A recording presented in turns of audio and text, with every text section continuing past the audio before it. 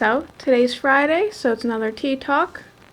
Today, I have some Earl Grey in the mug that may only contain Earl Grey. It's very hot right now. Can you see the steam lines? So, today, I want to talk a little bit about receiving validation and striving for validation in writing. This is coming off of a story from my local's writers' meeting. There was a person at my writers' meeting who went there for about 3 years, and they constantly brought stuff in, and I really thought they made great improvements. They were one of the better writers technically. They understood how to set up a scene really well. They were enjoyable to have around. But they ended up quitting the group, and they were pretty honest and frank about it. And it came down to every time they brought something to the writers' meeting, they would feel like it got torn apart or was critiqued. In defense of my writers' group, I don't feel it's an accurate statement to say people tore it apart.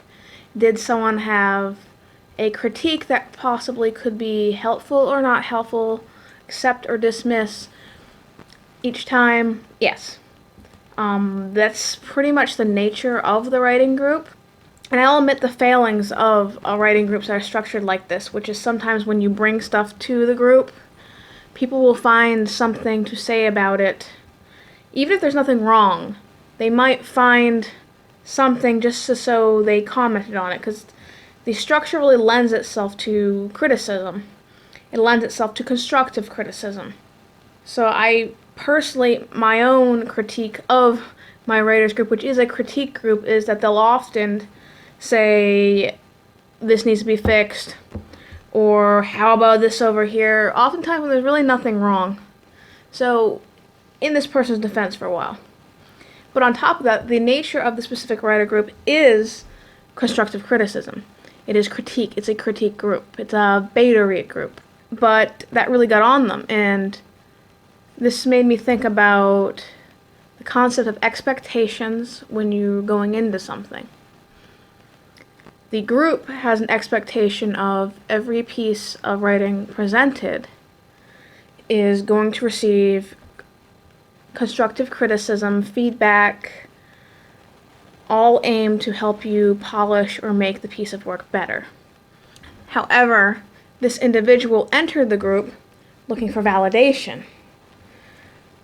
Socialization. They wanted to be among a group of people that maybe were like them or not like them and feel accepted. The problem when you have conflicting expectations is it lends itself to disappointment. And when the problem with when expectations are derailed or defied, it leads to anger. I mean, that's pretty much the definition of anger. It's expectations defied.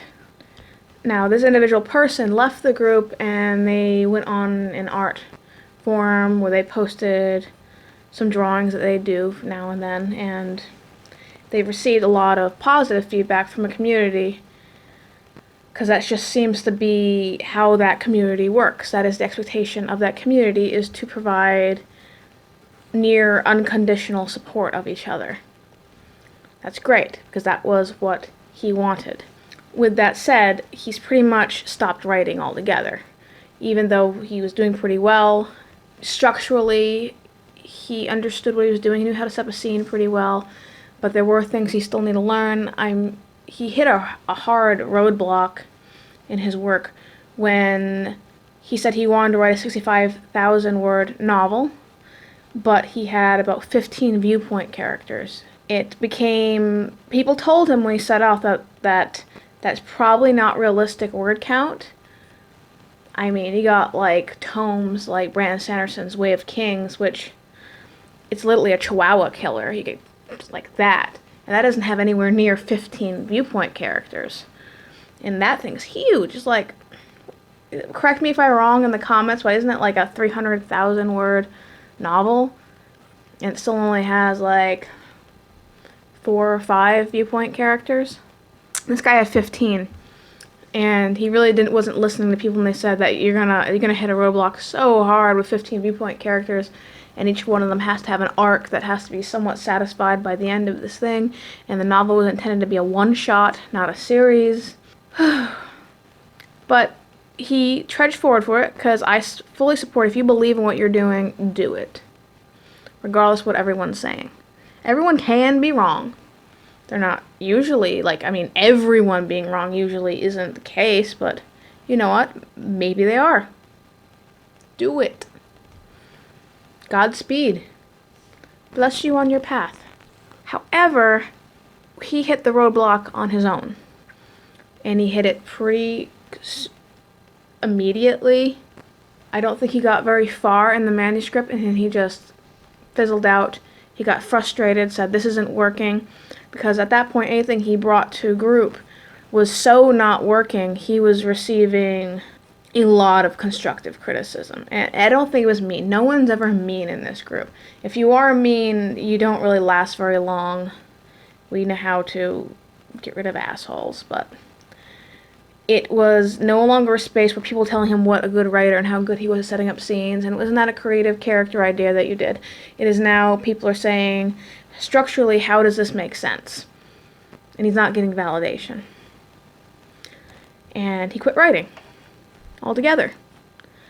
And this brings me to my point. If you are pursuing writing for validation, you're probably in the wrong field.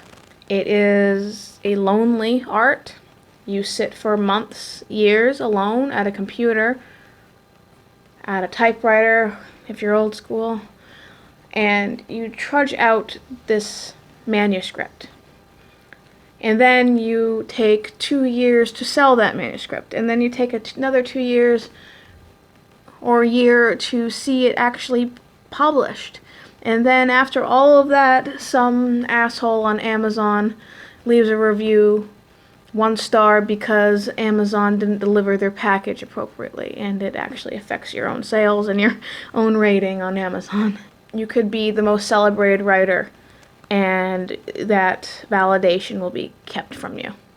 Alicia Wong recently had a huge troll attack. People photoshopped a image of a tweet from her Twitter account that she never said, all to get her fired from Marvel. And this is a Hugo Nebula award-winning writer who, in the end, still has to deal with that.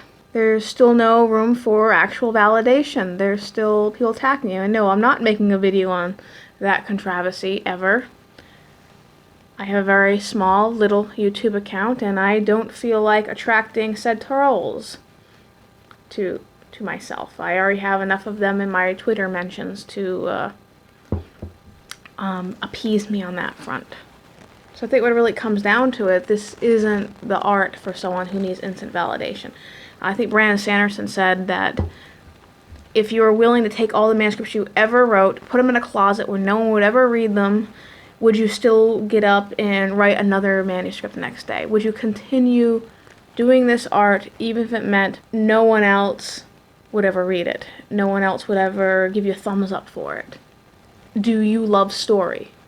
Because I know I'm the type of person, when I'm watching a movie, who has definite opinions about the mounting conflict, realistic character progression, fruitful impacts of try-fail cycles. These are things I think about because I love story. I know I can't read a book or watch a movie without breaking down how that story was constructed, what made it work, what made it not work. In the end, do you love story? If you love story, you can deal with the constructive criticism. You're not there for validation. And I can tell this person never did this, but this is very often when someone is there for only validation, they become very argumentative with constructive criticism. My opinion is that you pretty much take your constructive criticism and you don't respond back to it unless you're trying to ask a clarifying question. Like, when you said this, did you mean that? Or you can ask, I didn't quite understand what you meant by this statement. Can you rephrase it in another way? Or if I did this instead of this, do you think that would satisfy your problem that you are seeing in this manuscript? Clarifying questions. They're important. But other than that, I don't think you should be responding back to your critique group. And some people are like, oh no, you need to defend your work. This isn't the place to defend your work. You're not defending it against anyone there. It is literally a critique group. Choose your hill to die on. Battling 5 local guys in your local bar at your local critique group is not a hill worth dying on for me. You don't actually accomplish anything. You play a game with no prize if you do that. So I will take the information, and maybe they're right, maybe they're wrong. Maybe I will realize they're right later on in my process, even if in my head I was cursing them out at the time they were saying it. We're adults. Take it in stride. Here to improve. I'm here to make sales. Here to advance. I'm not here for validation. I get my validation elsewhere. So that's pretty much all I had to say with this one. Anyway, my tea is still very hot. Bye.